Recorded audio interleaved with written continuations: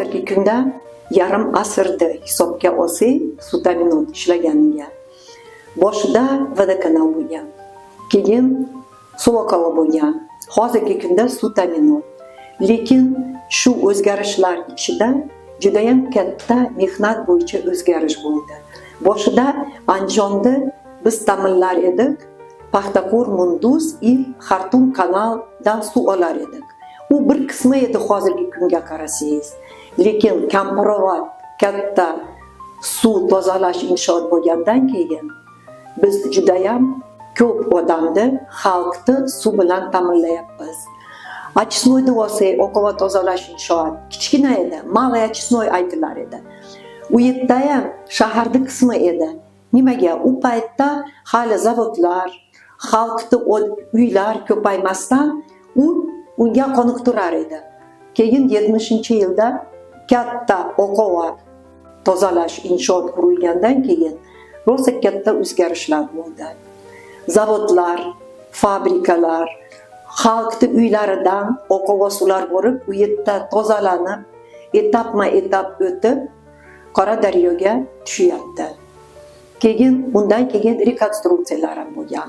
Hozirgi kunda qarasangiz, burun endi eski vodokanal desak, bir nechtagina mashina bor edi. Mexanizmlar eski edi. Burungi buldozerlar, ekskavatorlar. Hozirgi kunda biz mex bazi desak, rosa katta zamonaviy ekskavatorlar bilan, mexanizmlar bilan suvni odamlarga avariyniy situatsiya bo'lganda tashiydigan mashinalar ko'paydi. 8 tonnali, 4 tonnali, 3 tonnali. Shular hammasi xalq uchun bo'lyapti.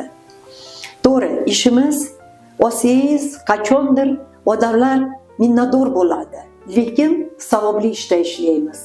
Xalqqa eng kerakli suv, sifatli suv bilan ta'minlayapmiz.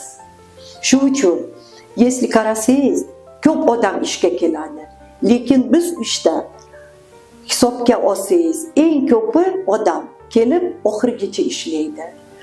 Suvni qadrligini tushungan uchun, og'irligiga qaramay, oylab oylik olmagan paytlar ham perestroyka paytda bo'lgan.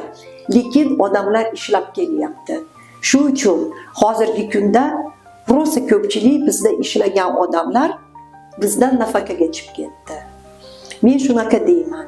Eng qadrli ishimizda kadrlar.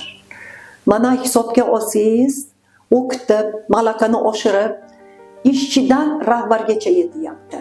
Mana hozir dash o'zimizni hozirgi direktorda Kuldashev Dilshod Salahiddinovичda olsak ham, u ham o'zimizdan uzoq yil ishlab, hozir mana biz idorani boshqaryapti.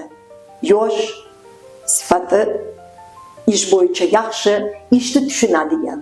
Shunaqa kadrlar ko'proq kerak bizga. Shu uchun katta rahmat prezidentimizga. Juda ham katta e'tibor suvga berildi. Shuni orqadan mana yangi inshootlar tumanlarda qurilyapti, quduqlar kavlanyapti. Suv bormagan joylarga, mahallalarga suv yetib boryapti. Xalqdan rahmat eshityapmiz. O'qityapti, kadr tayyorlayapmiz. Eng men uchun yaxshisi mana hozir vazirlikdan ham katta yordam ko'ryapmiz. Vazirlik o'zini tomonidan o'qityapti. Texnologik institutga ham odamlarni kirgizyapti. Menimcha shunaqa yo'l, shunaqa yo'nalish bilan ketsak, menimcha suv ta'minot respublikada kommunal sohalar ichida birinchi joyga chiqishi mumkin.